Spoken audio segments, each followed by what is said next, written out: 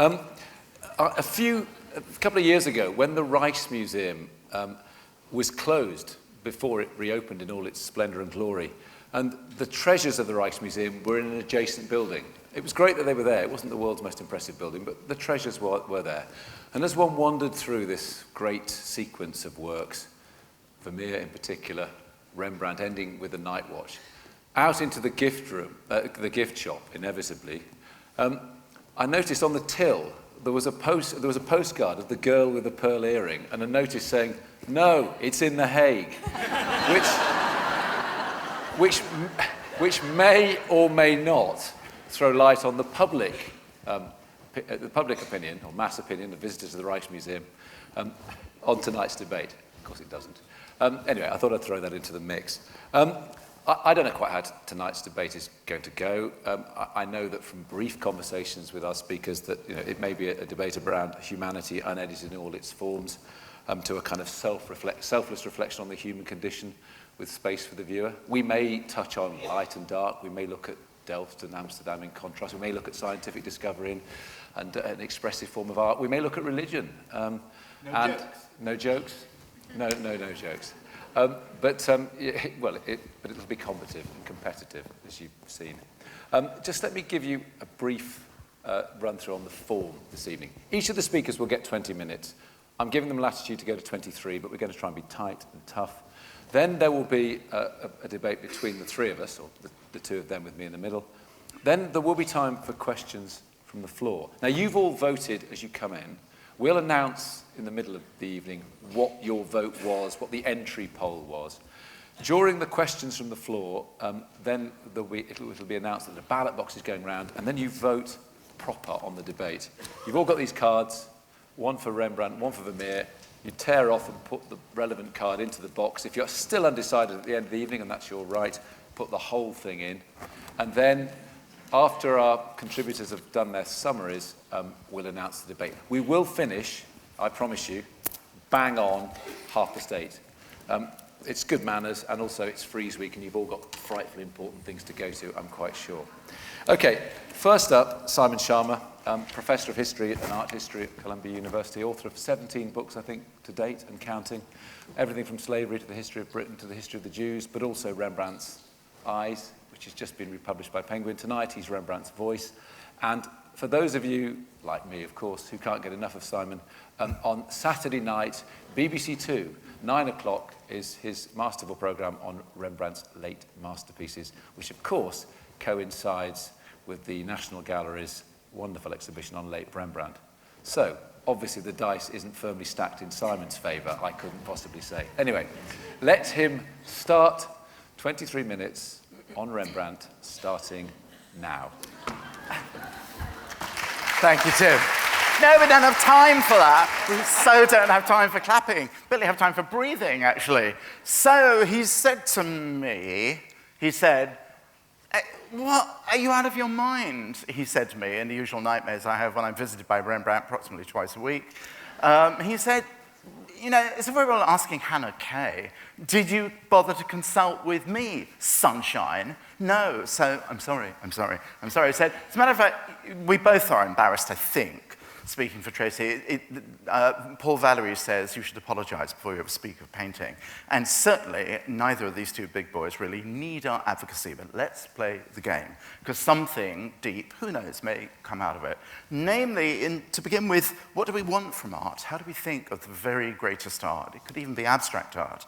Do we want art essentially to be an edited version of our own experienced human reality and all its kind of sweat and dirt and flesh and blood and craziness and passion, as well as its quiet, tender moments? Do we want that cleaned out? Do we want a vision? Is art supposed to give us a vision of edited life, then crystallized in a beautiful cube of light? If that's what we want from art, then Vermeer is our boy. We do both need art, both needs. I don't know about Tracy, but I've never done this in Intelligence Squared debate, but I will not go into mourning if Mr. Vermeer of Delft wins rather than, sorry, my one. He's saying, a fine advocate you are with friends like you, etc.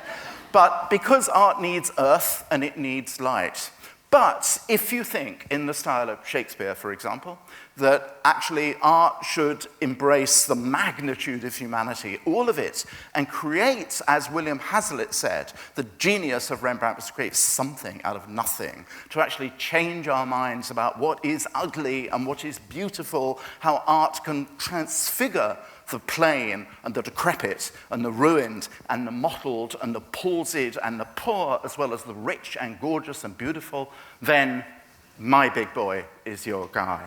They're both, in their way, very religious. Vermeer, of course, famously devoutly Catholic. And when he turned to faith, when he turned to sempiternal matters, God, can we have less light? Goethe, what was Goethe's last words, class? Mehr Licht. Can I have less Licht, actually? Or maybe we can't do it. Can we not do it, Hannah? Maybe not. Okay. Won't waste time on it. But actually, maybe it's better because, slides are slides. Go to the National Gallery and everywhere. But when Vermeer turned to embody his faith in a late work, so he knew what he was doing, he worked essentially in allegory. What Vermeer did very beautifully, I think, actually, is to present you something that was closed off, in which you were given this exquisite, crystalline penumbra of shimmering light, the light of the gospel in this particular case. You had to decode it in this atypical painting, it's quite true. So the globe stands for something, and the snake stands for something else, heresy being crushed under the heel, and so on. But when Rembrandt turned to faith in this little picture, and remember, Holland has been cleansed, essentially, of icons in the name of the Calvinist purity of churches. This is what he did. It's in a church in France. Here we have, and of course it's, he has in mind all those Christs before him, particularly Rubens's. It was a variation on a much grander painting of Rubens, with whom Rembrandt had a kind of love-hate relationship, both wanted to emulate and stamp on Rubens's head in some ways as well. What we got is a little body broken in pain, and Christ literally howling with misery and betrayal. Lama, lama, why, God, have you forsaken me? If Rembrandt sometimes does, as Tracy's going to say, feature Rembrandt, although the self-portraits are actually a very tiny part of his oeuvre. He produced 350 paintings, after all, but they're very, very famous. But if Rembrandt does actually feature himself, and it's thought that maybe an etching actually was a model for the screaming, the howling, pain-tortured face of Christ, it's not because he's an egomaniac, it's because Christian doctrine wished true believers to identify body and soul with that broken body of Christ. This is what happened at communion. So in some sense, Rembrandt wants to be, as all the great artists, Chaucer, Shakespeare, Dante, and so on, wants to be every man. He's not one thing. If you want one thing brought to a pitch of sublime consummation, you'll go for Vermeer. If you want somebody who can actually not present himself, but become part of other people's experience, including the experience of the crucified Christ, you'll go to Rembrandt. Rembrandt also, we think quite rightly of Vermeer as someone who is, no better painter ever. But of course, what Vermeer does is use his brush as a lens. We know he used the camera obscura. The inverted reflection was cast on the wall, and from that came the shimmering images, which were transcribed. It's why David Hockney and everybody else tries, unsuccessfully, I have to say, to imitate Vermeer. No one even has the remote temerity to try and imitate something like this. Now look at that, the little oil sketch of Hendrikia bathing, sexy, tender, done probably just for the two of them, and tell me Rembrandt is not in every sense technically as stunning a brush handler as Vermeer. But he uses paints expressively, candidly, earthily. For example, look, if you look at her right hand on the left as you see it, it's almost a kind of blur, and I'll come on to, how am I doing, boss? 6 minutes. Okay. Rembrandt is, astonishingly, absolutely candid about the fact that he's interested in using the brush not as a lens, not as a kind of transcription of a scientific vision, but as something which can actually generate substance with the loaded brush, with pigment. He is a kind of an extraordinary explorer of what the loaded brush can do. And in his art are many, many different kinds of handling. As, you know, it was a famous test, actually, to be able to do water. That was, you know, in all the academic textbooks, in Dutch and everything else as well, water was thought to be one of the great challenges because when you do water, you've got to have actually a sort of translucent skin of the meniscus on the surface, but it needs also to be purely transparent inside. So Rembrandt says, with these tiny little, perfectly visible strokes of white, which indicate exactly the ripple that Hendrikia's legs are making as she's feeling her way along this street. I can do that. I can do reality in that way. Then there are figures, have you noticed in Vermeer, not many old people around, actually. Not many old people, not many ugly people, not many scarred people, not many kind of palsy people, not many different kinds of people. Even the kitchen maids are starlets, basically, with curvy figures. Vermeer it wouldn't have remotely occurred, Vermeer, to make Margaretha de Geer beautiful. Her husband is dead. Her face, the skin on her face is so tight, I'm sure it really was, that it reveals the praying skull below, and she knows she's not long for this world before she actually joins her husband. For this is Rembrandt's meat and drink. He truly embodies the saying of Terence that nothing human is alien to me, and nothing in that style was alien to the making of beautiful art. What Vermeer gives you, it seems to me, are dreams, are the visions we have in dreams, of impossibly perfect, exquisitely glorious, perfectly colored visions of the kind. It's sort of basically a cross between a deep dream that one's having in the middle, a beautiful dream, and, I don't know about you, a drug trip, essentially, as in that. Of course, one of the most glorious paintings ever achieved. It's Delft, isn't it? But this is what Delft really looked like. Delft had actually just undergone a gigantic explosion in 1654. Had it been completely rebuilt? We know from internal chronicle evidence it most certainly hadn't. But what is Vermeer? He's a good Catholic in a perfectly... So, of course, this is one of his many images of resurrection. He repairs, and why not?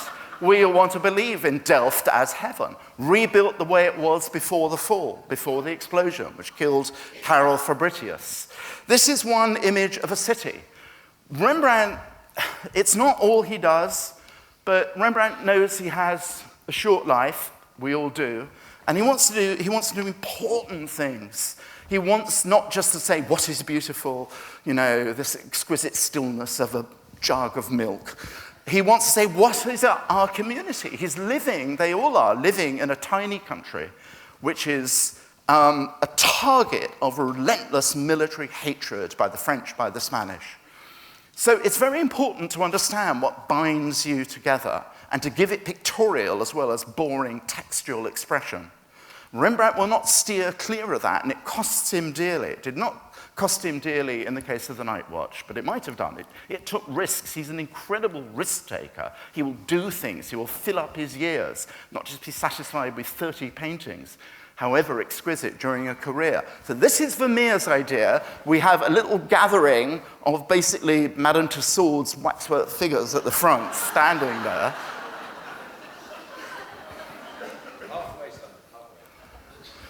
Halfway to madness. And this is Rembrandt's idea of a city. Yes, you know, I have to, should we all go to Amsterdam tomorrow, everyone? I will, irrespective of how it all turns out tonight, I will persuade you, all of you, and there are thousands of people who think this is the most overrated painting, do you think, actually ever to be declared a masterpiece. First of all, you're seeing a bit of the painting. It was much, much bigger. But the point I want to make is all these people gussied up in their fancy dress, pretending to be militia, are free citizens. We are not like the regiments, the ridiculous, vile Catholic despots in France and Spain. We are free citizens, and should the duty call, we will shoot our muskets and we will march forth embodying both our freedom and our determination to die for our country and our Commonwealth and our city of Amsterdam. So it's chaotic. It's chaotic, and that is the point. It's the centrifugal, exploding chaos of liberty. And what's happening to you, everybody, is that the company of Frans Banning Koch is marching out of the picture frame. It's a 3D painting, right? The axis in most paintings, which is like a frieze, dummies parallel to the picture plane, is from back to front. And these figures are marching straight over anyone so inert, lazy, cynical, or apathetic not to answer the call of their country in arms. So what happens to the painting, and we really don't have time today, is that it has to represent this extraordinarily risk-taking energy of formal compositional freedom and at the same time be tightly disciplined, not fall apart entirely. And as a way, by using this great orthogonal St. Andrew's cross design in which Rembrandt pins the composition down. Hey, freedom and order, liberty and discipline, that's how the Dutch will survive, maybe, if we're very, very lucky. So the crystalline cube, the camera obscura, I think we'll leave him, but I just want you to notice from the great Kenwood, it's fantastic to see. How did that happen, Tim? The ivy bequests, which won't let anyone loan anything. Who was blackmailing who? It's now in the National Gallery. And but go back, you can see it's just in Hampstead Heath. This was the first Rembrandt painting I saw in the flesh.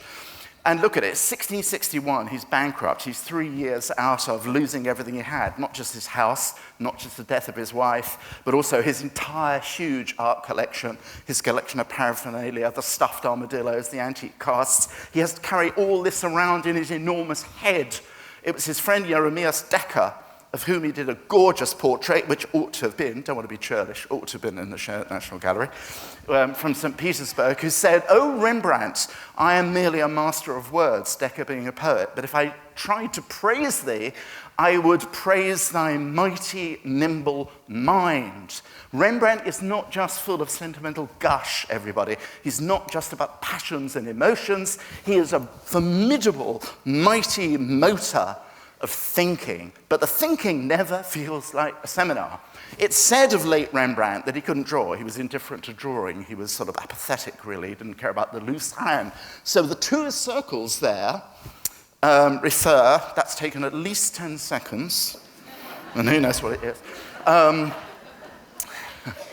The two circles refer back in Rembrandt's kind of professorial, twatty way to a story told by Vasari about Giotto. Giotto is brought before the Pope, and the Pope says, "You think you're good, draw me something right away." Giotto does this freehand circle. Rembrandt knows that. Everybody knew Vasari because it had been translated into Dutch by Karel van Mander. So he says, "Can I draw, mateys? Look at the way I've done my hair, my nose, and so on. Here's an exercise in doing it." He needed to reassert his authority. That it's not, again, egomania. But look, everybody, here's what makes Rembrandt special, different. He's an experimentalist. If your eye, in this horrible slide, can travel down to the instruments of materially making the art, the brushes, the palette, the mahl stick, and that's a cute thing. The mahl stick is what you lean against the surface in order to do refined detail. The mahl stick, and look at his hands. His hands are this phenomenal whir of motion. You won't see hands like that again, really, till we get to Impressionism, I think, actually. They make a decision about finish. Now, another reason I want you to vote for Big Boy behind me is that far from being self-centered and closed off, everything Rembrandt did, particularly in his late years, was about engaging you, us. We do the finishing in our own mind. He is an old bastard in many ways. He's horrible to many people. But he's the most comradely of artists. In his sketches, in his drawings, it's profoundly moving that he believes in the chamber of our imagination, which will supply the finish. You do a painting roughly, and then the viewer gets to decide how smoothed out the details might possibly be. And there's one painting, I don't know, I think I might finish with this one, actually. How am I doing? You're doing fine. Okay. 7 minutes. This is a painting, alas. Have you seen this in the flesh? He won't let anyone see it now. This is a painting of a man called Jan Six, and the painting is now owned by someone called Jan Six, the Baron Jan Six von Hillegom. And it used to be the case that you could get a little ticket at Rijksmuseum and go down the road and see it, and you can't do that anymore. But here's what I want to show you. I think it was on, okay, look at that. Is that Manet or whatever? What is that? That's a 17th century painter. That's not Vermeer. This is someone who was actually showing you what brushwork can do, allowing you, and there's a reason for this. He's not just doing it to show off. Why? Okay. Jan Six is a friend, slightly fair weather friend, as it turned out. Rembrandt was not great in repaying loans. Jan had an IOU, and yeah. And so, but he's comes from a family of dyers, of cloth merchants who are dyers. And what Rembrandt was wonderful at, no painter in the history of this period of art had a gift for empathy. Not a gift for egotism, but a gift for empathy, understanding what the patrons wanted. He sometimes ran ahead of the patrons and got into terrible trouble, as with the great Claudius Sibelius with a town hall. But every effort he could make was to do this, and he paid, just as he pays us the compliment of finishing the work in our own head and our own eyes, he paid his patrons the compliment of saying, I have a sense of how you want to be. And the patrons would say, goodness, you are so right, that's exactly how I wanted to be. So this is the second generation of a rich dyer, hence this cape, which, when you go and see it, if you go and see it, but even if you look at it in my book, is the most eye-piercing vermilion scarlet you will ever see. It's not that wretched color on all reproductions. So he's wearing his inventory, he's wearing his family history, but Jan Six is also a poet, as is Rembrandt in his way. And Jan Six wrote a play called Medea. Rembrandt was hired to do a frontispiece, an etched frontispiece for it. And so Jan Six said, I'm not all about money. The Dutch all say this. We're not about money. We're about reflection. We're about inwardness. And the glorious thing about Rembrandt at this moment, when his fortunes are very difficult, is he turns from an exuberant street life, you know, the great playboy of Amsterdam, really the show-off, the man who thinks he's Titian and Rubens and Raphael and all the rest of it, into inward thoughtfulness. But it's a thoughtfulness that is in flesh and blood. So the shadow falling over, again, it's a very deep shadow, much deeper than that, is the sort of sign of poetic reflection. But Jan Six is carrying this complicated baggage. He's posed by Rembrandt exactly between the street and the house. Hence, he's putting on, or possibly taking off, a glove. Look at the glove. The glove, again, is painted with sensational daring. That glove is in motion. Everything in Vermeer appears to rest. Vermeer is about crystallization. Rembrandt is about animation, human animation. So that glove is a whirl of undetermined paint, and most of all, the frogging, the greatest frogging. It's probably not a big frogging competition in the history of art, but that would win it, okay? Just a brush, loaded, a whole bristle brush, loaded so much with that yellow pigment that the bristles separate. And it is, of course, a bravura demonstration of painting. There's the detail of the glove, and there's the detail of what Rembrandt does with it. But you see it, and it's extraordinary. This isn't seen as a revolutionary moment in the entire history of Western painting, which is exactly what it is. I've got like 1 minute left. Okay.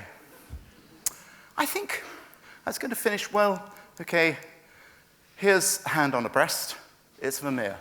Here's hand on a breast, it's Rembrandt. You choose. I want to do one final image. That one. Talk of revolutions. Rembrandt is the only person to whom it occurs. There is a complicated psychology, everybody, when a man looks at a woman.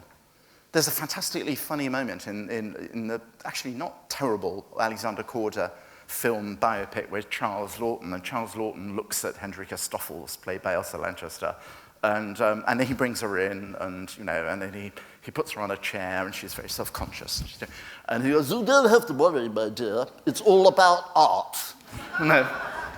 And in fact, of course, the nude is an entitlement for the male gaze. Rembrandt, no feminist at all, sees there is a subtle complication there. He's done freedom, he does human animation, he does the relationship between the sexes. So in a series of etchings, which are all laid out beautifully in the exhibition, we see a model between takes. We see a real woman who is not a nude, who is recovered in Rembrandt's image as a woman entire, a woman who is cold, who is warming herself by the stove. Art ultimately, reality ultimately crashes into art. The mighty marriage between art and human truth is one that Rembrandt, and only Rembrandt, made.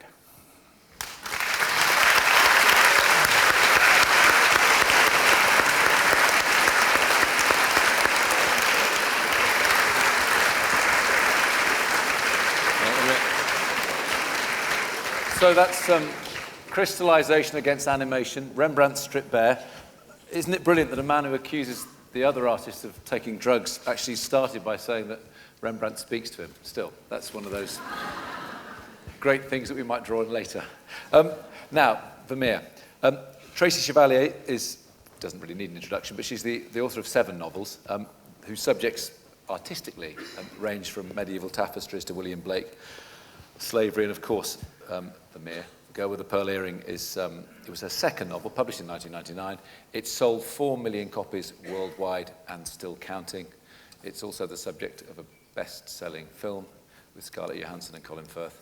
So here to make the case for Vermeer, Tracy Chevalier.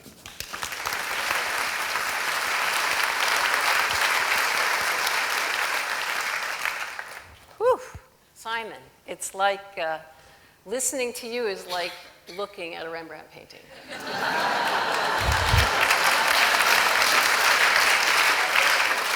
Now, thank you so much for giving us your insight and your passion about Rembrandt. I feel like you're riding a giant Rembrandt wave that's crashing onto London this week. And we've chosen today, which happens to be the day that the late Rembrandt show opens in the National Gallery. So there's this huge sloshing of Rembrandt all over the place. And I don't want to get knocked down by it, but I think I'm starting here a little Vermeer undertow.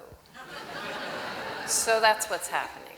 But with all of your knowledge, I thought you might be able to help me out. I've been thinking this week, so you can think about this while I'm talking. I've been thinking this week about where in the world you can actually stand in a room and see a Rembrandt and a Vermeer at the same time. Now, I can only think of one place, and that's London Kenwood House, which is probably where you saw the late Rembrandt first when you were young. And I can't think of any place else, so maybe you can have a little think, and if we can come up with something at the end, we can. There aren't many... in the same room. In the same room. Most places have a Vermeer and a Rembrandt, but they're in different rooms. So Kenwood House is a good place for me to start because of this possibly unique proximity of a Rembrandt and a Vermeer in the same room, but also because I live near it. I'm very familiar with Kenwood House. I go there all the time. I pop in, I have a look at the Vermeer, I have a look at the Rembrandt too, and then I go. And in fact, when I was writing Girl with a Pearl Earring back in 1998, I used to get stuck, and then I'd walk across the heath to clear my head. Inevitably, I'd end up at Kenwood House. I'd go in and see the Vermeer, and that would unblock me somehow. And then I'd go back and write some more. So I have a real fond place in my heart for that particular room in Kenwood House. Now, when you go into that room, if you turn right and then you turn right, you see this. Well, actually, you don't see this at the moment because of the National Gallery at this exhibition. But if you go back next May, you'll see it again in its place. It is I thought it was a very late. I thought that he had finished painting it in 69. They're giving poor information in various places. I won't say where, though. But It's a late Rembrandt, and the thing about it is I stand in front of it and I look at the beautiful, beautiful brushwork that's so loose you can see. It's almost like a painting in progress. And the brown of his robe and the white of his cap, the cream, I love that. So I stand, and most of all, of course, we all look at his face, because his face has his whole life in it. He doesn't hide anything. It's warts and all. He has been through love and so much loss. He has been incredibly popular. He's going into debt. He's got it all there. It's a very Rembrandt face, if you know what I mean, apart from it being him. It really shows a person in all of his naked rawness, especially his eyes. I see those eyes all the time of his dark, really just getting you. They're getting you, they're pinning you. And there's so much sadness in those eyes. I'm going to come back to those eyes. So I look at the painting, and then I walk catty-corner across the room to this painting. This is Vermeer's Guitar Player from 1672, so several years after, or 11 years after the Rembrandt. This is a very quintessential Vermeer, and it's not even his best, but it has all of the elements that you associate with Vermeer. It's got a lot of yellow and blue in it. He loved those colors, he used them a lot. It's a woman on her own doing something in a room with light coming from one side. Usually the light is coming from the left. In this case, it's coming from the right. I love looking at this painting for her left hand. That is amazing painting work right there. Those fingers, I just think they're divine. The cloth here, all around her knee, he just renders those folds of the satin beautifully. And I find when I'm in that room that I spend a lot longer in front of this painting than I do the Rembrandt. Now, yeah, okay, it could be because I know more about Vermeer and I like Vermeer better, but I think it's something else. Why is it that I'm so attached to looking at him? Why do I spend longer in front of a Vermeer than a Rembrandt? Well, I think there are three reasons that are all sort of overlapping that I'm going to go into. The first one, let's go back to Rembrandt. This painting is one of many, I think 40 self-portraits. Now, Vermeer painted 36 paintings, so we're already, Rembrandt has painted more self-portraits than Vermeer has paintings. And that's not even all. There is a whole category of paintings that are of Rembrandt who has put himself in paintings that are of something else. So he used himself as a model a lot. And I don't even know if we should bother to make that distinction, because frankly, when you look at a Rembrandt that has people in it, they're all Rembrandt. They all look exactly like Rembrandt. You see those sad, straight eyes staring out at you. All of his people, even when they're named portraits, to me look like a member of the Rembrandt family. And when Rembrandt paints, he's painting himself over and over and over again. And it feels like he's there, he's exposing himself in all of his painterly glory, and he's saying, this is me, and you're not invited. Now, Vermeer had a very different idea about what a painter is and what a painter should be to the viewer. We only can think of really 2 times when Vermeer painted himself, if that, we're not sure. There's so little known about him that it's almost impossible to tell. The first is this. I love this image. He's got his back to us. He's wearing red stockings. In fact, I'll show you the whole painting. This is called The Art of Painting. It's from 1666-67. It's mid-career. Vermeer has created this tableau of here's what painting is like. And what he does is he goes to his dress-up box and he gets out some clothes and said, I'm going to dress up as an artist today. He's wearing a black beret, see? He's wearing a black doublet with slit sleeves and back. No artist wore that when he was actually painting. This is the idealized vision of an artist. He's placed himself with his back to us. He's wearing red stockings. I think that's what is the real piss take here, is that He just isn't serious about the vision he has of himself, or he doesn't want us to take it too seriously. He doesn't want to be in our way. What he's doing is he's stepping aside, literally stepping back into the painting so that we can step forward and engage with it more fully. With Rembrandt, with a self-portrait, it is me and you are out there. Here, Rembrandt is beckoning, come in. Now, to be completely fair, he did paint another portrait, possibly, of himself, an earlier one where he is facing forward. There he is in an early painting called The Procuress. Ah, the breast painting. Yes, hand on breast. We're coming back to that. This is an early Vermeer from 1656. He was 24 years old. He was still trying to figure out what his style was going to be and what his subject was going to be. And this is a portrait as a Dutch genre painting. The young woman in yellow is being courted by, well, courted in quotes, by the man in red, probably a soldier. He's got a coin, he's got his hand on her breast, we know what's going to happen next. This has all been brought about by the old woman in the back, the procuress. She's basically pimping the young woman.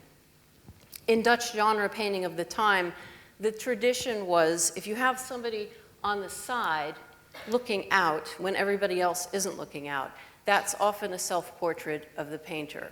And here he again is in his dress-up costume as an artist, raising his glass, looking very merry. And this is an early Vermeer that, frankly, if I didn't tell you as a Vermeer, you probably wouldn't know it was.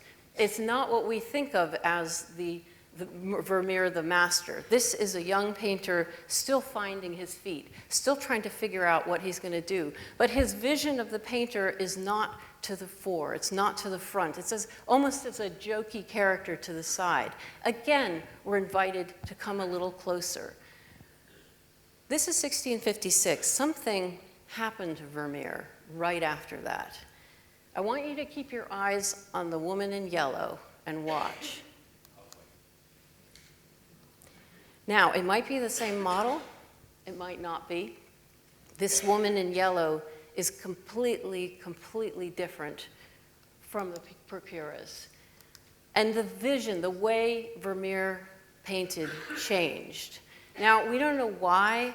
It's possibly because some art historians suggest it's because he used a camera obscura starting around this time, either to view painting, to set up, or even to paint by. If you've seen the film Tim's Vermeer, that takes it to an extreme. But certainly something happened. And a camera obscura focuses light and it focuses color. So the colors become more intense. And some of the focus, what you see through a lens, some things are more in focus, some out of focus. But even more importantly, and this brings me to the second reason why I think I prefer Vermeer to Rembrandt. First, Vermeer has stepped aside and let me to get up close to the painting. Now he's inviting me into the painting. This is what I call the transcendence of the everyday. He's found his subject matter, and the subject matter is what goes on in our daily lives. It's not about Greek mythology, which he painted. It's not biblical scenes, which he painted early in his career. It's not genre scenes, which are trying to push some moral agenda. This is the transcendence of the everyday. It's making something we do, pouring milk, beautiful. It's making it sexy. I hope I look like that when I'm pouring milk in the morning.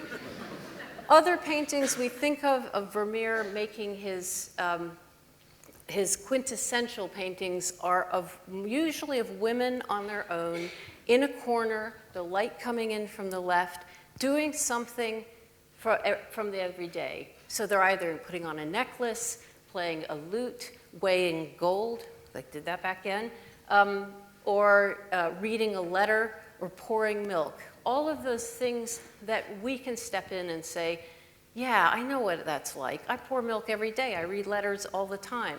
We feel like we're being invited in. Not only that, Vermeer puts a lot of effort into the detail, into the everyday detail of the paintings.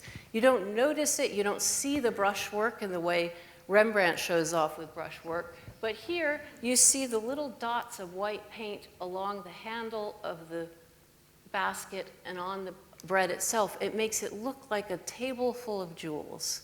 It's so beautiful.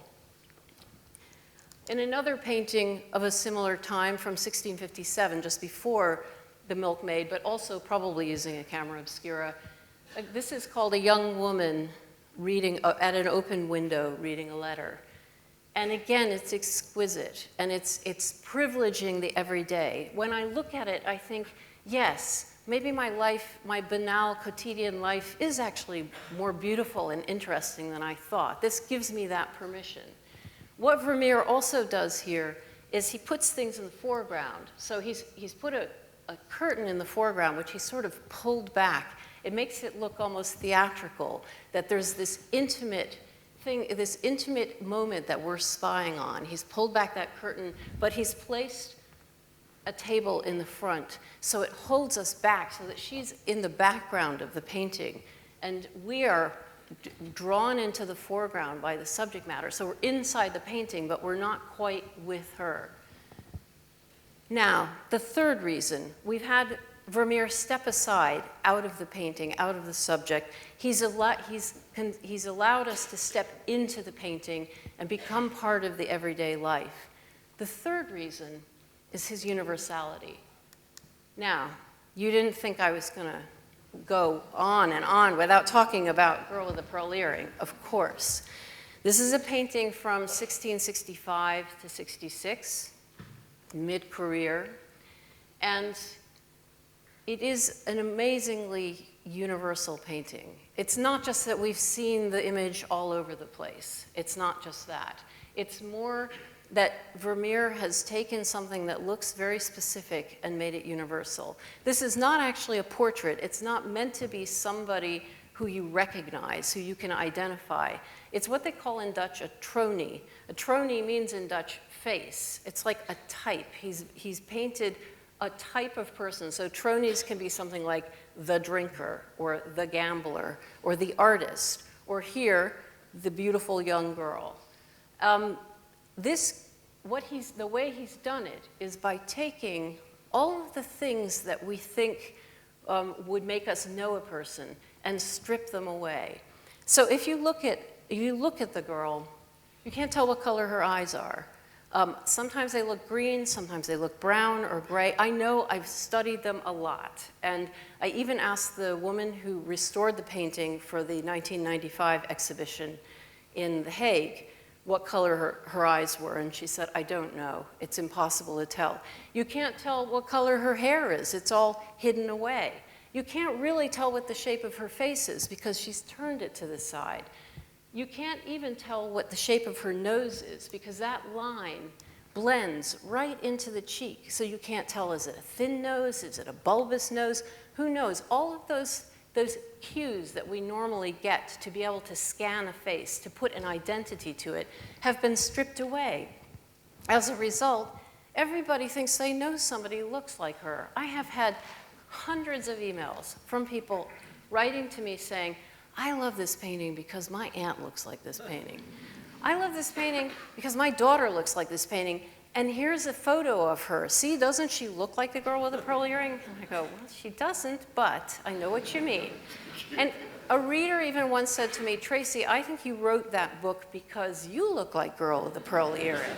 I thought, flattery will get you everywhere. How many books do you want me to sign? That was fabulous.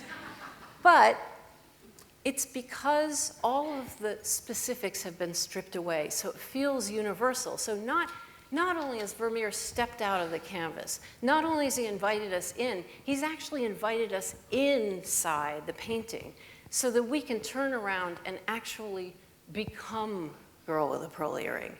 If you go on the internet, there are hundreds of photos of women and a few men who have dressed themselves up as Girl with a Pearl Earring.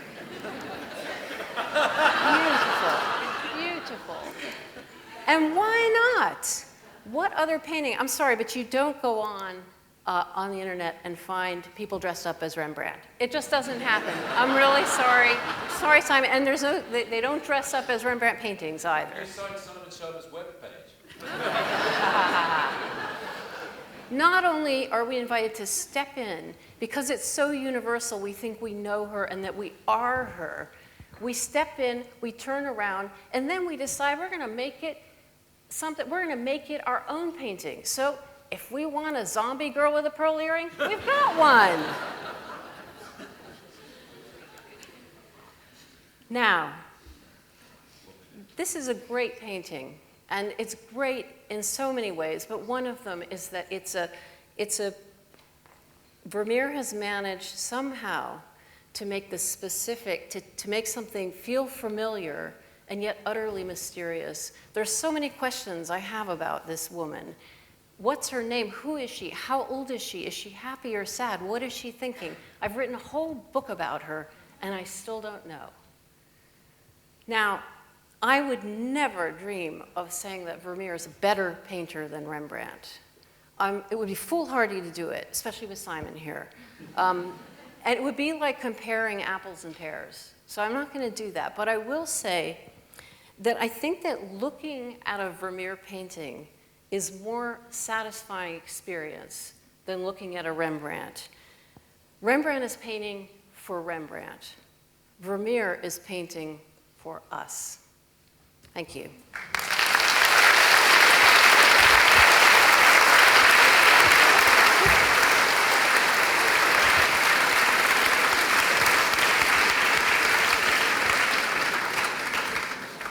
Serene, really, and there's a kind of method, isn't there, in the way that both of our speakers are approaching their subject matter. Before we start the debate, I've got the results of the intro poll, as it were, as you came in. So 31% of you voted for Rembrandt, 30% of you voted for Vermeer, and 39% of you don't know. Close. Right. Simon, do you want to respond to this, this idea that Rembrandt is all about the self and that Vermeer is the generous spirit who invites us in and resonates universally? Yeah, that's the main point. I was really kind of baffled by that. I mean, maybe my eyesight's worse than I thought, but I couldn't see any resemblance between Rembrandt and Jan Six whatsoever, or 95% of all his sitters. So, you know, the reason, and I was going to show the great Nicholas Rutz from the Frick, where he also is invested in inhabiting this fur merchant, really, so he almost looks like one of the little foxy little sables that he does. So what is often said about Rembrandt, and I agree, is that it had an extraordinary capacity to actually make him, you know, to find himself in the psychology of the sitters. You know, the group portraits as well, which are about very important things. The Anatomy Lesson of Dr. Tulp is about the relationship between dexterity of one kind, the dexterity of the anatomist dissecting a body, and the dexterity of the painter, both of them God-given. So, but when you look at that extraordinary, electrifying painting, it's really Rembrandt dissolving his personality inside the ethos of the group. If you go even to the Syndics, the Stahlmeisters, the beautiful painting that's really, that's hanging in the exhibition at National Gallery, he has to do a really difficult thing. These are quality control inspectors sitting at a table posing for their portrait, you know, not a boardroom meeting, not a thrilling subject. But he makes the effort, he makes the effort, essentially, to think about the relationship between what they do. In other words, is this cloth good enough to be proudly represent the best that Holland could do? And he gives this extraordinary sense of dynamism, actually, in the group. So far from him, you know, he painted, 40 paintings, there are 400 paintings, that's 10% of the output. But you honestly, Tracy, what I don't get is the notion that when he looks at himself, it's in any sense vain or self-absorbed. It's brutally self-scrutinizing. It's sort of lacerating in its ruthless candor. Yes. So, you know, he may indeed... Why did he paint himself so much? It seems to me like 10% of your output is a lot of painting yourself. And also, more than that, there's so many times when he puts himself in the painting. No, that's strictly factually wrong. Tell me more than two. Pardon? Tell me more than two. More where than he puts himself inside the painting. Night There's the watch, raising of the cross. Raising of the cross, night There's No. one eye in the night watch. He's there in the back. One eye in the night You watch. said Go it's- on. I said more than two. I do. It's not Said putting me more than himself, two. it's that he uses his own face in various paintings. I just see It's that simply all not the true. time. No, he's interested in the great, human comedy, the theatre. No one paints more different kinds of human beings than Rembrandt. With all his dazzling brilliance and beauty, the cast of characters in Vermeer is a tiny soap opera of domesticity. Yes, it's a focus. It's a No, real- even the it's a- prostitute Yes. really looks like someone who can't stop, I mean, she's a gorgeous piece of cosmetically designed allure. Rembrandt, you smell the street. Yes, but that gets a little exhausting after a while. He doesn't do it all the time. He does it a lot. Look of at the time. Hendrikia bathing picture. That's not just about dirt and rawness, and it's not, it is his lover. And a more tender picture of a lover you could never imagine. What about age? I mean, Vermeer, we think, was about 43 when he died. That's roughly the estimate. We know Rembrandt was 63. 20 years extra, that shouldn't... I mean, obviously, that's tough, really, in this terms of the debate. He had 20 years extra. That may play out with our audience. But do you think that... I mean, Simon seems to be arguing that age actually is where Rembrandt becomes at his most profound. You seem to be arguing by implication that actually it's the freshness, the vitality, the universality, but do you see it as a significant disadvantage? I mean, it's something you need to deal with, the fact that he painted so few and he died young, yeah. I think the fact that he painted so few is actually in his favor. Because there's so few, you appreciate them more. I agree with that. You go, you can't, I've seen all the Vermeers there are to see. Have you seen every Rembrandt? It's just impossible. No. There's so many of them. And it gets exhausting after a while. And the thing about Rembrandt is that he didn't get a chance to self-select in a way, because he painted so much. Well, no, and I'll so argue your case. He's greedy and unstoppable. Yeah. And he has terrible off day. Rembrandt has terrible off days. But and Vermeer, almost in his prime, never has an off day. I'll be honest, Vermeer does have off days. He doesn't paint hands very well, except for the guitar player. He does some awful gaffes, but we all do. But the fact that there were so many fewer, and I think that he painted slower, more slowly. He took a lot more time on canvases. You can see that in his brush strokes are very carefully done. And if he did use a camera obscura, it slowed it down even more. So there is this feeling of less is more. And that's what I love about him, is that concentrated focus, that he doesn't do these broad, except for the view of Delft, which is really the only place where he widens out. It's always in that focused corner of his studio that you see the same wall and the same hangings and the same women over and over again, and yet each one feels like a jewel and slightly different. It's the taking the focus like that where you actually allow yourself to expand what is there. See, Rembrandt, all that's true. You're absolutely right about that. Rembrandt, what I think is Can sort I record that? No. It is.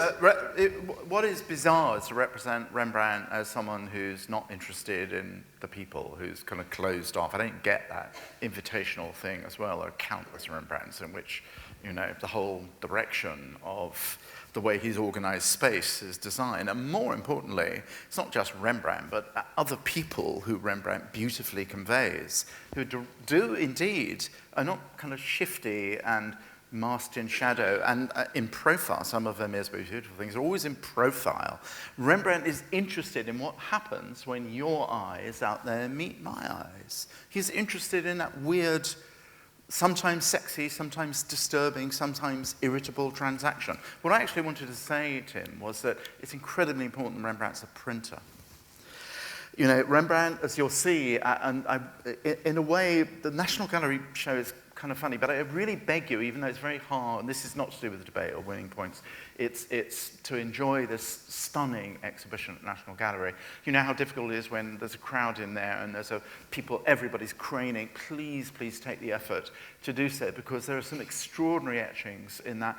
And the etching, not all of them, but the etching is a way of producing multiples to reach a public. Rembrandt is theatrical, terrible theatrical ham. He wants to be loved. He makes it very difficult to be loved. He's above all interested in the diffusion of his art to a public. He's also interested in, he's an extraordinary draftsman, as you know.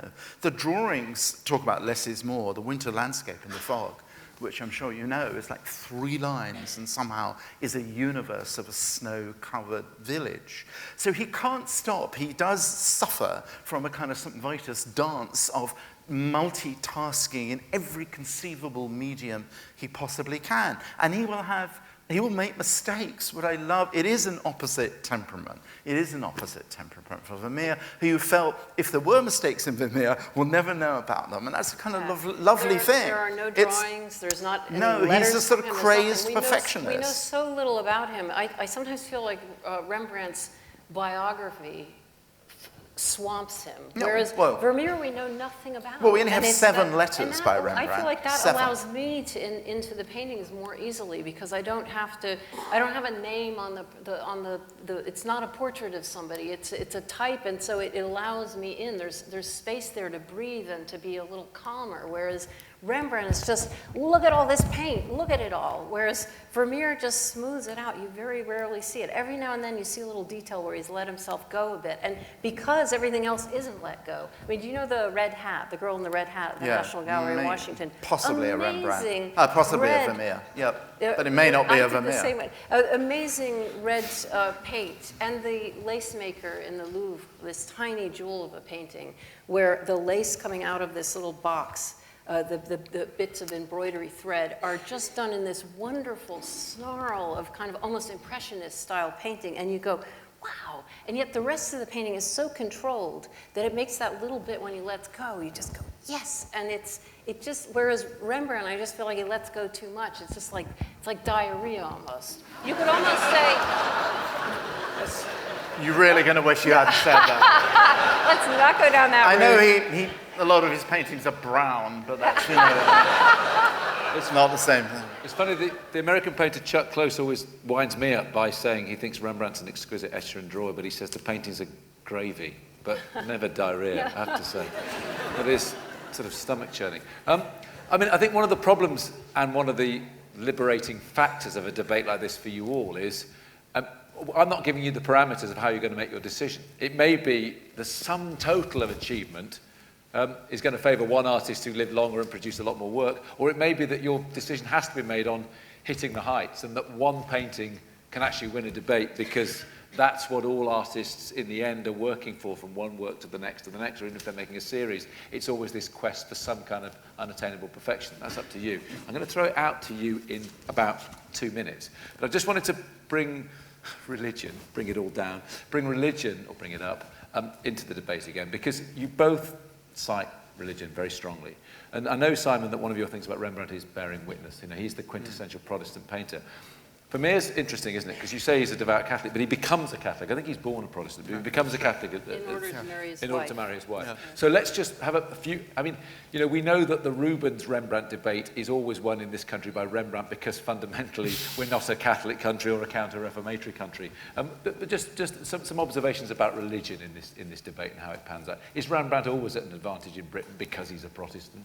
Yeah, probably. I mean, I'm not sure Rembrandt is. We'll find out tonight, but I'm actually not sure Rembrandt is at an advantage over Vermeer in Britain at all. I think Vermeer plays exquisitely to the kind of mania for understatement, which is, our national condition, which always makes me astounded that I've had any kind of career at all,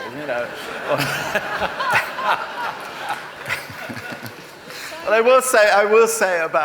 and you're absolutely right, Tim. We've wonderfully kind of impersonated the temper of our heroes. What I want to say about Rembrandt, this is why I showed that not very well-known, beautiful cross in a French church, is that what Rembrandt took very seriously, not as an Orthodox Calvinist, which he really wasn't. His mother, actually, was Catholic. But he joins a group called the Collegians, who are kind of sort of like Dutch Quakers, not exactly. And the Collegians all know Hebrew, and they're quite close to Jews. Another reason, it's very hard to imagine Vermeer hanging out with Jews, I have to say. He's so white, Rembrandt is very interested in religion embodied inside us, walking the streets with us. When you go to the National Gallery, and we are going to check up on you to make sure that you do, you'll see a famous St. Bartholomew in the Getty, which everybody can't believe that. And he looks like a kind of middle-level bank manager, doesn't he? He's got a short hair and a moustache. Looks like a 19th century... That's tough on St. Bartholomew, I think, actually. And the reason is that for Rembrandt, of course, who lives in a Jewish neighborhood, but who hangs out with all sorts of nobly-faced people in Amsterdam, we all carry the possibility of biblical transfiguration around with us. And that is extraordinarily moving. The very last painting he did, almost certainly, there were two that vie for it, and I was going to show The Prodigal Son in the Hermitage. That is an incredible painting where, I was going to say the other contender, I'll say very, very quickly, is in the show, again, National Gallery. It's of Simeon with the Christ child, and it is this old blind man, who Rembrandt's kind of made blind, Rembrandt's own father was blind, and the light is coming out from baby Jesus. In a kind of great explosion, a kind of spray. It's somehow like he's got a spray, very, very powdery and granular paint. It is the most extraordinarily moving thing. And these are commonplace faces. The baby is a fat, chubby street baby from Amsterdam. And the other contender is the Prodigal Son. And it's one time where, again, he's not doing faces, actually. Tracy, where in 1669, the last year, the father, again, prodigal son, is made to be blind. You'll all know this. He's leaning on his son, and you do not see the face of the prodigal son in this case. Now, completely accept Tracy's point, it's a kind of rarity to actually do the strategy of the hidden. In this case, it's hidden. The prodigal son kneels before his father. His head is shorn very badly. His clothes are falling off him, and what you see at the center of the painting are upturned, shredded, lacerated soles of his feet. That was Rembrandt's religion. Vermeer was born Protestant. We think he became Catholic in order to marry his Catholic wife. And the three paintings I can think of that have religious content, two were early. One was St. Barbara, and the other was Mary and Martha. And then the late painting that Simon showed at the beginning, which is actually a really hideous painting. And the two early biblical scenes I don't think much of either. It was before Vermeer came into his own. And I think that he was blessed with being able to not being expected to paint biblical scenes, because he much preferred domesticity. And in fact, the Dutch feeling of the time, the Dutch middle class that was growing at that time in the 17th century during the Golden Age, wanted to see themselves reflected in paintings rather than biblical scenes. And so he was able to indulge that. And I think what he does is, as I said before, he takes the everyday and he makes it more transcendent, more special. And there is something quite religious in that feeling. There's a Madonna-like feeling about a lot of the women. And but I think that's the extent. It's a very personal religious feeling rather than a public one. I remember Tom Paulin saying that he thought the woman pouring milk, this was on Newsnight Review, he thought this was about the Eucharist and transubstantiation. But that maybe says more about Tom than it does about Vermeer, but it's quite interesting in the everyday. Right, now let's throw it to the floor. I'm going to take questions in batches. Let's start with a couple of questions and then we'll do them in threes. Could you wait till the microphone is with you, because we're recording this? Other questions? Who are the questions? There's a lady here in the foreground, the third row, and then, yeah, that's great. So first, yeah. I was just wondering if you could talk about the influence that each artist had on artists, on the history of art subsequent to that. So when I see Rembrandt and to R.A., I think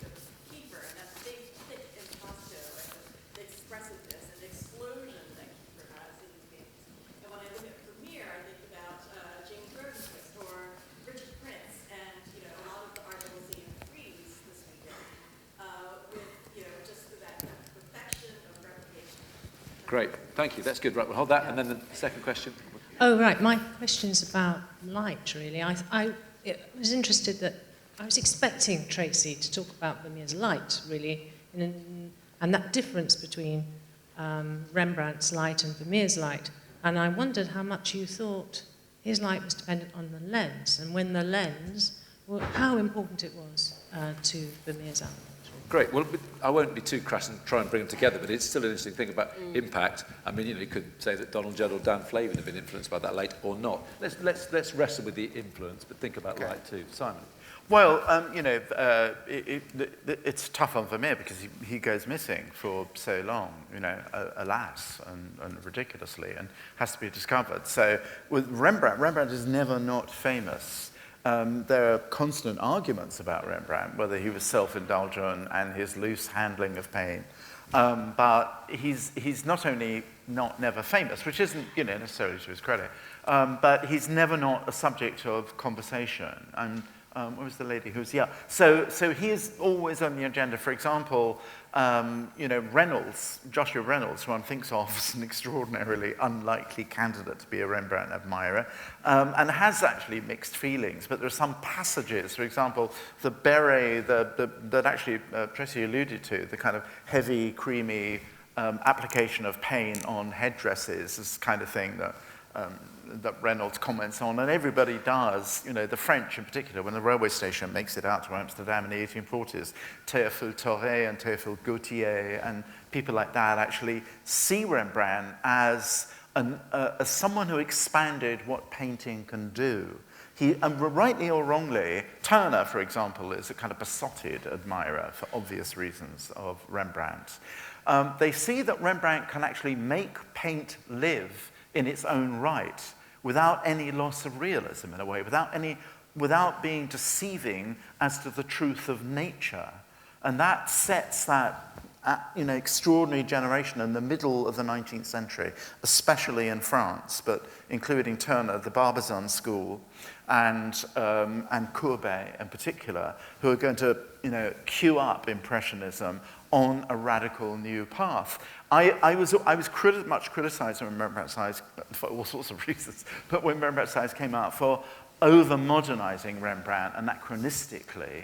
And I was sort of impenitent and remain impenitent. I don't see how you can look at the Young Six, for example, and not say that actually that was a radical revolution in the way in which a portrait could be conceived and executed, which had profound influence on the making of modernism. If you look at the explosion of self-portraiture, which has become, the self has moved more and more centre stage as one trend in art over the last century and a half, you could blame or credit Rembrandt with that. Yes, and I absolutely agree. That's right. It's blame or credit. If you like Lucian Freud, or Frank Auerbach, but particularly Lucian Freud, you're likely to be a Rembrandtian, because Freud liked to say, I don't paint likenesses, I make the paint create the body. Never a shrinking violet, probably even less than Rembrandt. But you could see, really, how the build of paint, and Rembrandt was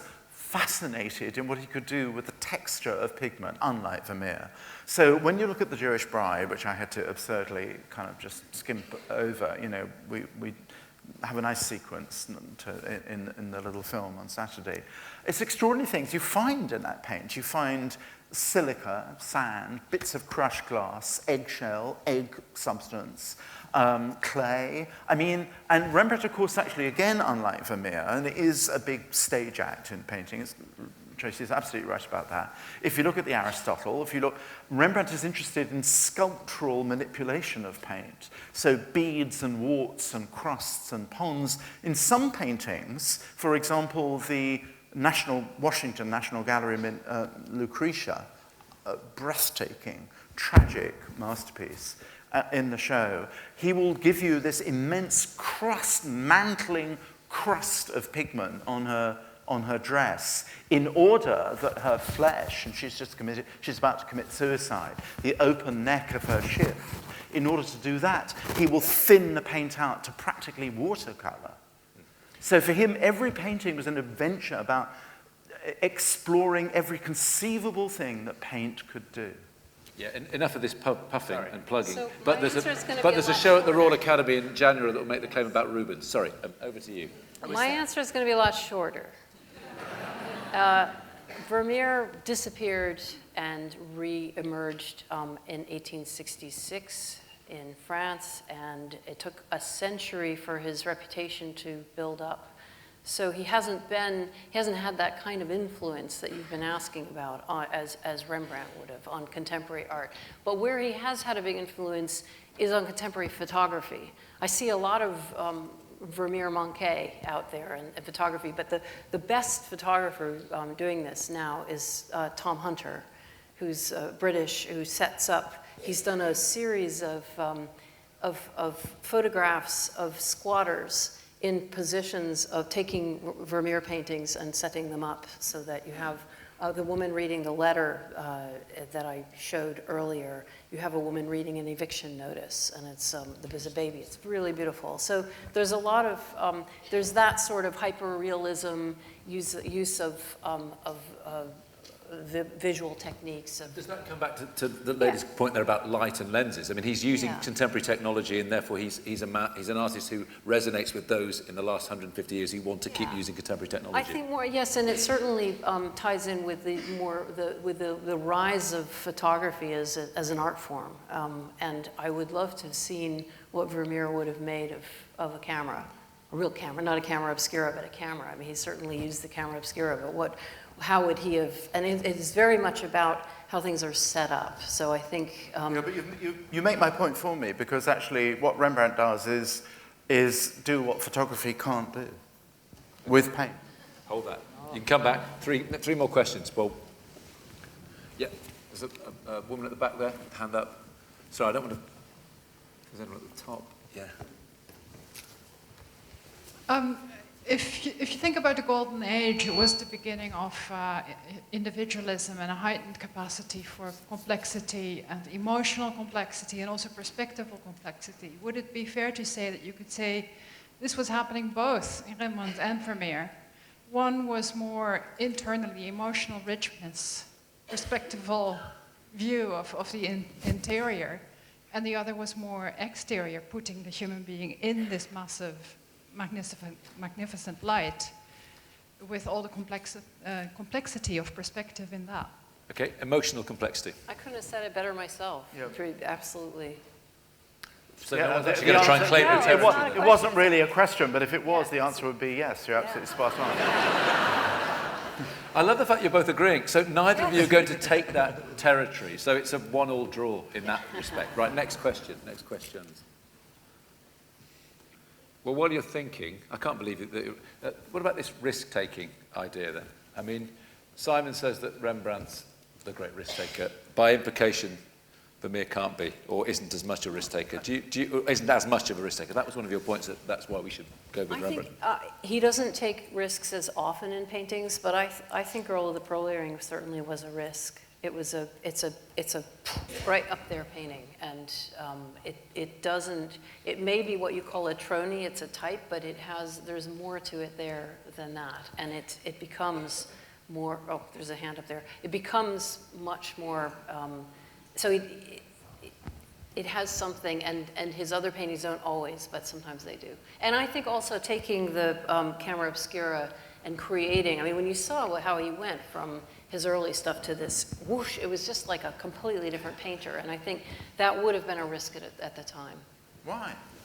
Because it's looking at the interior in a different way. It's the consummate perfection done through a lens of genre painting, which everybody likes. It's not risky at all. The Claudius Civilis is risky. It's a lunatic. It's the greatest commission he could possibly have for the town hall. He blows it because he's been reading too many books, in particular Tacitus Rembrandt. He thinks that the way the Dutch should see themselves in the mighty town hall is the barbaric custodians of freedom. So you know that painting. So that painting is done with a kind of lunatic ferocity.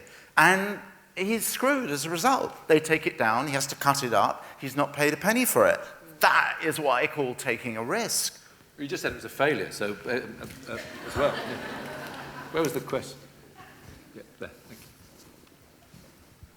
This is my question. Hello, Yeah. Simon. I want to ask about the use of self-portraiture. Tracy seemed to talk about it as if it was a negative thing, an egotistical thing. What is your view? I mean, out of 400 paintings, only 90% were not self-portraits, right? So to talk to us about, it seemed to be, Tracy was attacking his use of self-portraiture, and I want you to talk about that. Well, we live in the age of the hideous selfie and, the egomaniacal, formless blog. And so it's tempting anachronistically, but I implore you to think of Montaigne. That's to say, when Montaigne invents the essay, he invents it as a form of self-scrutiny. But the condition of writing the essay, which by definition, when you essay something, you try something out, was something which was ruthlessly open-ended. So Rembrandt, when he's not simply trying on his own face in order to a lot of the early famous, the famous sort of shock, surprise, kind of almost clowning, tiny etchings, he's rehearsing in the mirror the affetti, the passions, so he can put them on, sort of Tracy's right. He's not putting his face on, but he can figure out what those expressions like an actor are in his history paintings. As he goes on in this beautiful room of self-portraits at the National Gallery show, all that drops away and he becomes much closer to Montaigne's unsparing, merciless. I mean, there's only one other painter I can think of, Professor Marlowe, you'll correct me, I know you will, of this approximate period who does himself as an old man, and that, other than Leonardo, actually, I was thinking of Titian. But Titian, of course, does himself as a kind of prince in profile, a severe prince indeed, because all the princes have to kind of truckle to him. But in Rembrandt's world and Rembrandt's generation, Van Dyck dies early. Rubens does not do himself as an old codger, even though he is for a time. Rembrandt explores the humility of the decomposing flesh of yourself as an exercise in profoundly moving self-chastening.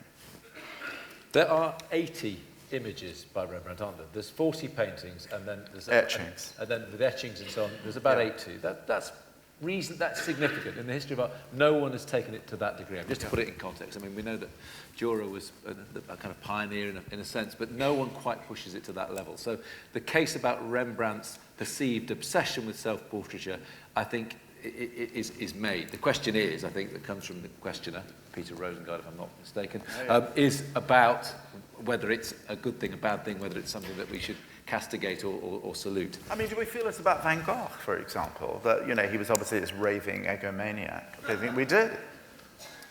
Someone said yes.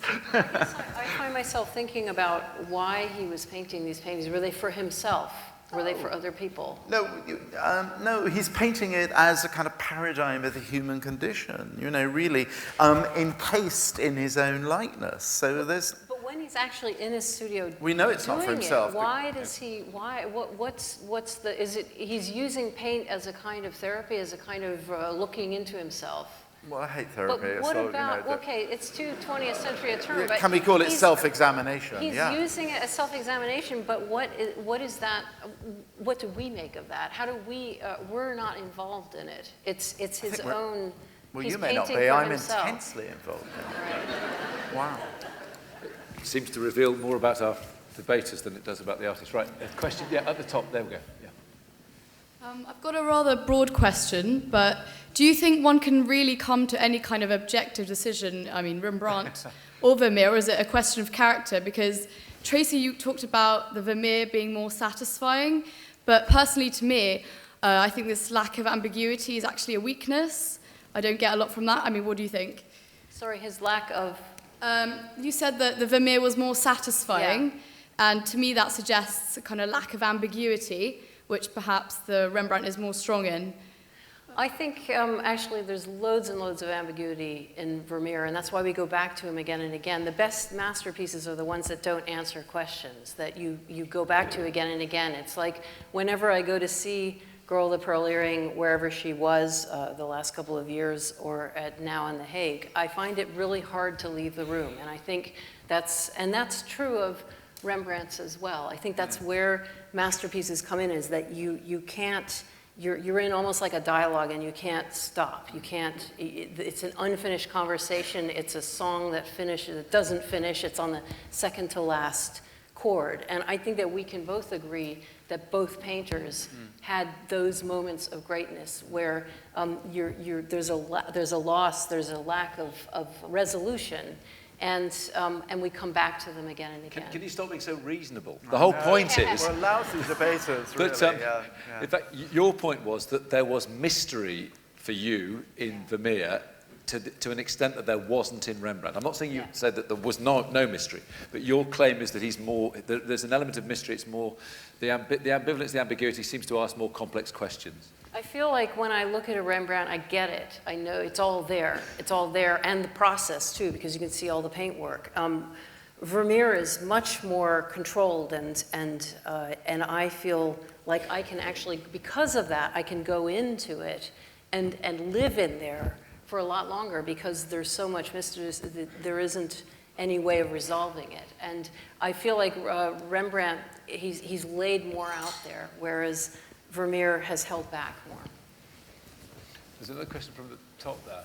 Yeah, could you wait for the mic, or come to the mic? Is that possible, or pass the mic?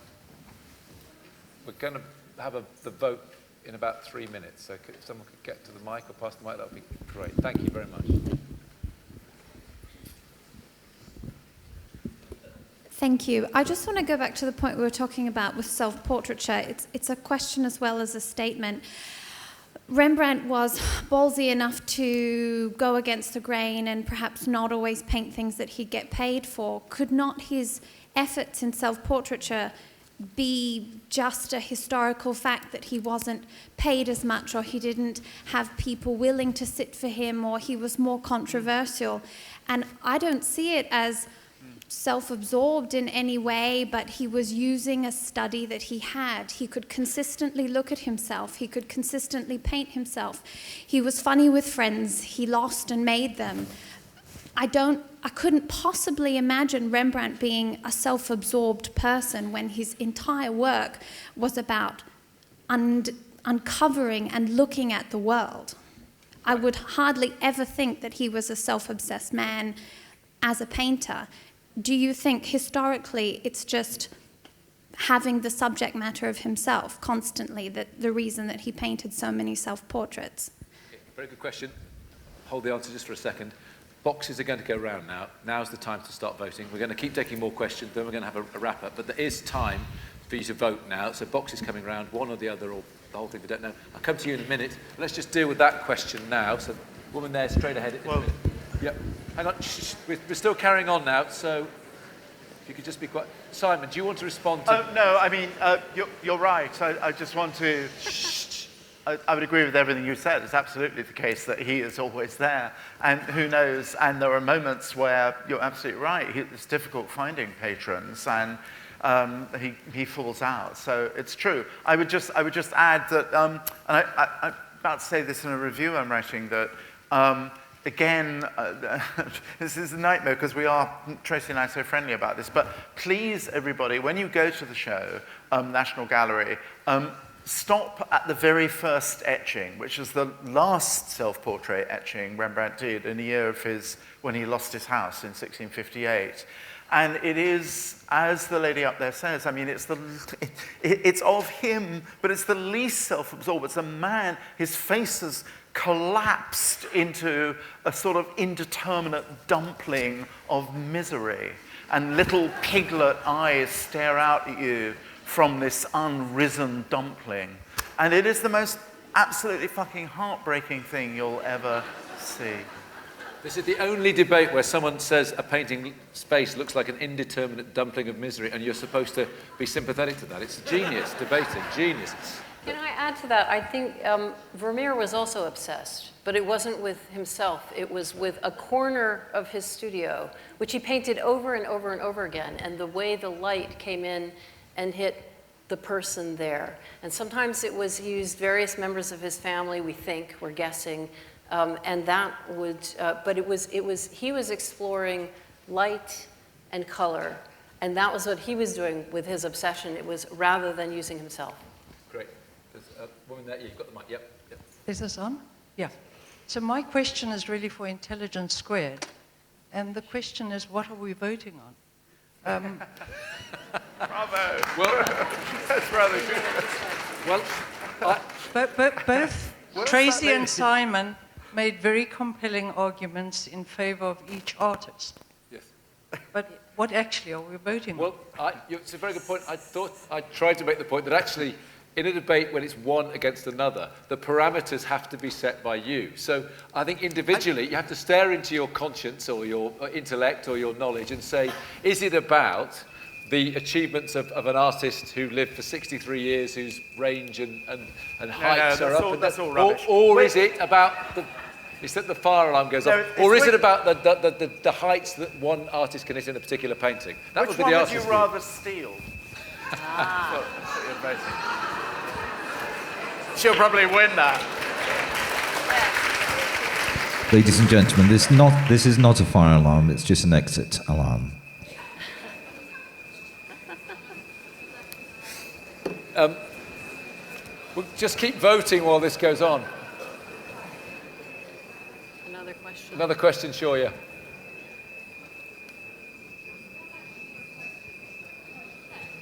Michael. Yeah, thanks. Simon mentioned... There's a question there and then a question here. Simon mentioned the Jan Sixth House in Amsterdam. It is open, and you just email for an appointment. So again, what was the question? The Jan Sixth House in... Just a point of information. Simon said the Jan Sixth House in Amsterdam is closed. It's in fact open, and you just email for an appointment and you go every morning. Brilliant. Okay, that's good. That was useful. Thank you very much. Right, question here and then a question at the back. We've got about 5... So the voting's almost over, and I think that I can now point out that from here, Simon, I think... I'm waving at you to your left. I think that the reason that you're so obsessed with Rembrandt is, in the words of Private Eye, when I look at the painting above you and I look at you, are they by any chance related? I have a very good It is, after all about you.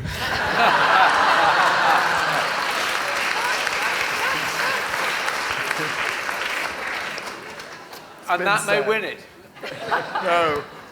I just wanted to ask a little question about patronage, because is what they paint not determined slightly, to an extent, about who their patrons are?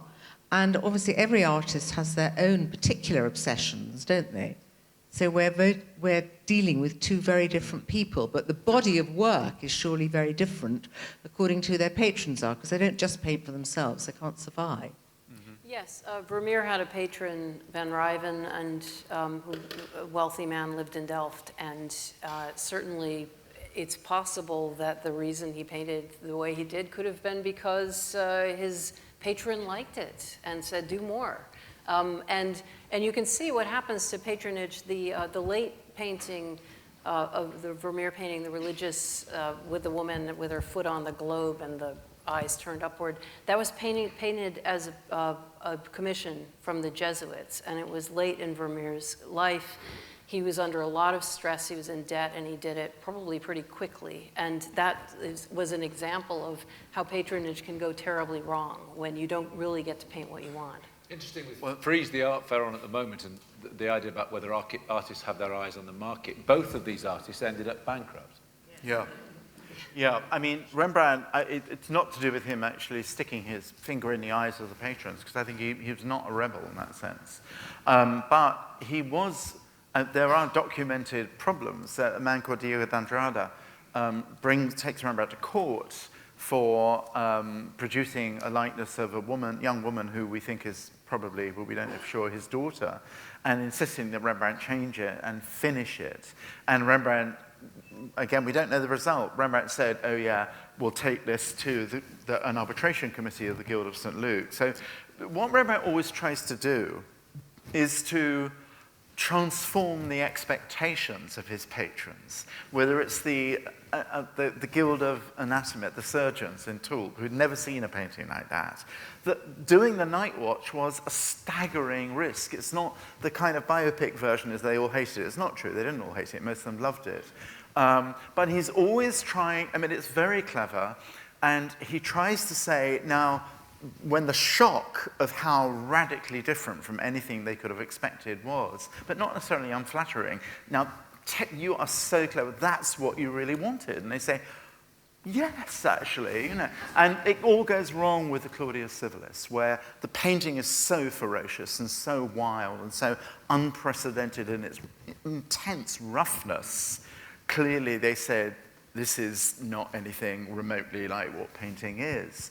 And you finish it. This is unfinished. And Rembrandt says, I get to decide what's finished or not. So all transactions, you know, throughout the history of art, from what Pliny tells us about, you know, Apelles and Protogenes, are transactions between the patron's expectations, the artist's irresistible itch to complicate that, and then who else is going to see it, whether it's a public painting or a private painting, or the heirs have done it. And that's what makes it so organically thrilling and unstable a process. That's a crucial point you make. Very good point. Last questions. Hands up? Yeah. So there's... before we came tonight, I had my mind made up already on Vermeer. This is a question, I voted Vermeer before we came in, and I've just voted Vermeer again due to Tracy's compelling arguments. This is a question for the both of you. Do you think Vermeer is more of an artist's artist? No. No. Absolutely not, no. Actually, I think Rembrandt is an artist's artist. He's it's because you can see the process of a painting in the painting, and whereas Vermeer is much more about the viewer. I think that's what I've been saying all along. Is it's what I love about Vermeer is not necessarily the painter himself. It's about my relationship with the painting, with how I view the painting, and standing in front of it, and where I enter it, where I am in it. So it's actually all about me, not about Vermeer. Whereas Rembrandt really is all about Rembrandt, and that makes him, but it's about the painter. You keep saying it, Tracy, it doesn't make it so, really. Well, I suppose the answer really to your question is it depends on the artist. Artist is a nice idea, but actually, there's no such thing. Many artists are artists, but it's a good point to throw into the spanner of this debate, even though you've made your mind up. Right, last question, gentlemen. So further to what Simon said about Rembrandt, that he shows the emotion. He's our friend. He empathizes with what happens in his reality around him, and that is a very modern way of making art. Vermeer, he transcends the daily reality. He works and works and works, and that he goes beyond time in his paintings. And the light is that. It shows that silence. Question? So my question is, what is the transcendence, the reason why Vermeer might win? What is in Rembrandt the same? What does he have that transcends that reality and that makes that eternal art? And the opposite, in Vermeer, what is that humane side? Could you briefly elaborate on that? Great. We could almost build this in, it's a very nice question, we could almost build this into closing remarks, because we've got about 5 minutes. We need to finish bang on past. I think I'll get the result then. So can I ask you, with that in mind, to integrate that into your closing remarks? Simon. Oh, I thought Tracy was Tracy. Your question is whether Vermeer, where's his humanity? I suppose I think of him as being, his arena is domestic and his family, really, and that's where his humanity lies, that he paints the same place and the same, he develops a whole way of looking at his life through other people. And that's where his humanity lies. And that is what draws us in to make links to that everyday existence. As a writer, I feel like when I write a book, when I finish a book, it's not really complete until I've handed it to somebody to read. And that's what completes it. It's like a contract that I have with the reader. And together we make a complete object, a complete thing. And Vermeer, I think, would understand what I'm saying, because he paints something and then he puts it up for us to come and look at it, and we enter it together with him, and that's where his humanity is. It's with him. and that is why, while I admire Rembrandt as a wonderful painter, I actually love Vermeer rather than love Rembrandt. I love Vermeer, and that's where the humanity is. Love and admiration. Nice ending. Simon. Yeah, we profoundly do differ on that, because I admire Vermeer, but ultimately leaves me cold in his little cube of crystal light. Rembrandt, to answer the question, like the very greatest artists in both literature and painting, tells you what it's like to live in a human skin. It tells you, he addresses himself. He's prepared to be out there, to address himself to the conflicts of love, desire, hate, belief, passion, repentance, ambition, avarice. He encompasses the entire theater of what it means to be a human and how to live in the world. Rembrandt dares to take on how we connect. So I'm completely and totally unpersuaded by it, Tracy. In fact, I don't even understand this issue of Rembrandt not being invitational. There is almost no painter that does not actually want you to look back at him. He's the least closed painter in the whole of the Baroque and many other centuries too. He makes us understand, he gives us a new pair of eyes about what it is like to be in a business, in a militia, to be powerful, to be a beggar, to be an adulterer, to be a good husband. Rembrandt touches us. Go and look at the Jewish bride. It's a painting about being touched physically and touched emotionally, and it comes at us in the most spectacular dressing of profoundly rich, complicated, gloriously beautiful paint. Look at the Bathsheba. The difference is that ultimately, Vermeer picks his place, his light, his models to be beautiful. Rembrandt could see beauty in everything.